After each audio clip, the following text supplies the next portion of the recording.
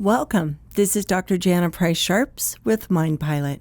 Don't forget to just subscribe to us.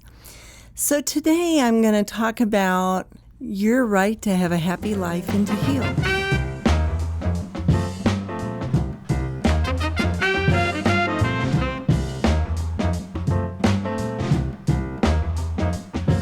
One of the things that we've found over and over with first responders is they really don't feel like it's okay for them to spend any time on themselves. Like they just always have to be helping other people. And all of you do so much with our entire community. And it really is amazing. And I'm very thankful for everything that you do. But you also get to do things for yourself. And I think that's where people get kind of stuck. So, have you ever started something and then you don't keep doing it? I wonder why. You have to kind of step back and ask yourself, did you get too busy? Because that can happen. Or did you feel like you didn't deserve it?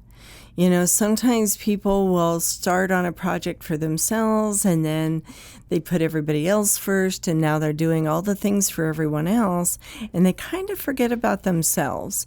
And, the reality is people can start getting used to you doing things for them. And now your time off is so filled with doing things for everybody else that you kind of forget yourself in that process. And especially if you're gone a lot, you work a lot of hours, you're doing a lot of overtime, you have order back, you get, you have to stay on and you're not released, so I get when you get home, your family's like, oh, thank goodness you're home. And now here are the things that need to get done really quick because you only have 2 or 3 days off. And we got to get this done and this done and this done and this done. And a lot of times you're just exhausted or you've been working a lot of overtime and you come home at night, but you just want to go to bed, So what do you do with that? Well, it's a balance, and it's a hard balance because your family wants you there. They want to see you. They've missed you. But this is also your life. It's not just everybody else's life. This is your life, and you get to take a break. You get to do something fun.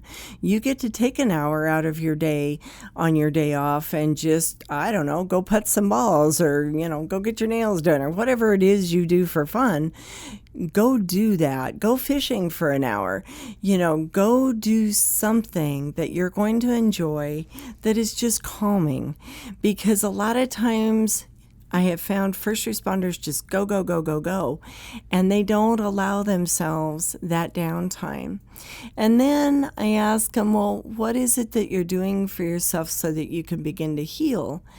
And a lot of times they just look at me like, I'd flown in from Mars. And really, that is an important question. What is one thing that you can do today that is going to make you feel better, or that is going to make your life better, or is going to get you one step closer to just feeling balanced?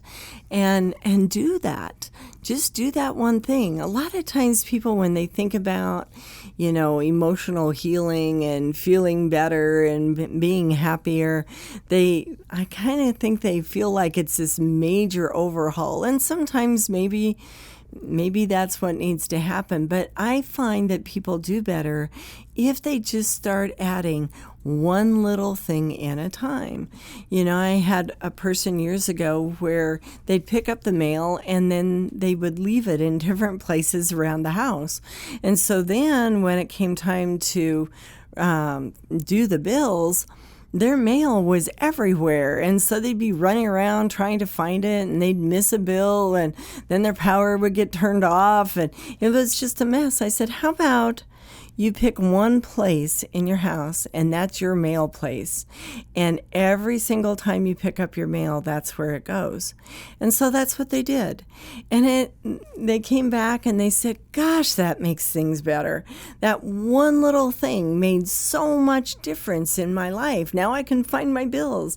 And now I took out my calendar and I wrote down this date and I'm going to pay my bills twice a month. And That way I'm always caught up and I know that that's bill day, and now I don't have like 20 things to do. I can take 10 minutes and 15 minutes, 20 minutes, whatever it takes, and I can get that done and it's off my list.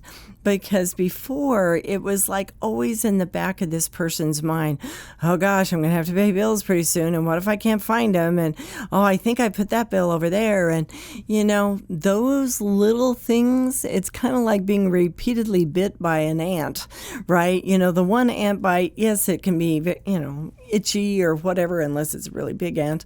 But imagine having 20 or 30 of those. Pretty soon you've got a lot of sores all over the place and you're feeling pretty lousy. It's the same kind of thing when you have all these little details that are bothering you. I had a good friend, he was having problems with email, and he had his email set so that it would ding every time an email came in. And he said, I'm not getting anything done, and I'm getting really overwhelmed with these emails. And I said, well, two things. Turn the dinger off so that it's not dinging every time you get an email, because, every time you get an email, your system is going to amp up a little bit. So by the end of the day, you're going to be really edgy. And secondly, answer your emails first thing in the morning, right before you go to lunch, and right before you go home. And don't look at your email otherwise unless you get a call from your boss saying, hey, have you seen that email? That's a little bit different thing. But in general, put yourself on a schedule so that you're not trying to get something done and then answering an email, then trying to get something done, because you're going to end up continually distracted. We live in such a world of distractions. So begin to think about, what are those little things that are bugging you? And sometimes, maybe at the end of the day, you go, okay, what bugged me today that I have power over, that I can shift, that I can do something a little bit differently and it worked better? I had another person who, they would save all their receipts. And so they'd open their glove box and all these receipts would just come flowing out. And I said, how about you get a case for those receipts so that you always know where your receipts are, and at the end of the year for tax time, you know where those receipts are, and it's much easier to deal with than this flood of receipts everywhere. And then he started doing that. And then I said, how about you take it one step further, and at the end of every month, you put those receipts in order. And so when you go to your accountant, it's not this huge, 2-day ordeal of putting everything together for taxes, and so, think about events in your life that are very overwhelming. Are there ways to make them less overwhelming? Are there ways to cut down the workload? Are there ways to organize it better? And don't allow other people to tell you how to organize your life. And the reason I say that is our minds are all built a little bit differently. What's going to work for you may not work for the other person. You can take their idea, and if it works for you, that's great. But if it doesn't, try something else. Try something that works for you. There's lots of information out there on YouTube and the internet about organizing, but it doesn't always work for people. So you can try some of those things, and if they work, awesome. If they don't, then stop doing them. But you get to set up your life so you heal, so you feel happy, so that you have downtime. And that sometimes means telling people no. That sometimes means becoming organized enough that you have that downtime.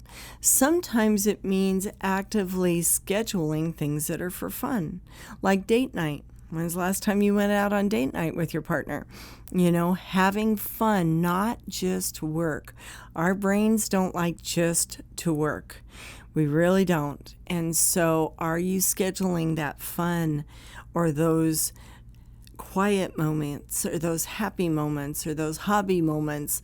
Are you scheduling those in? Make sure that you put yourself in your life, because so often all of you are just focused on all of us.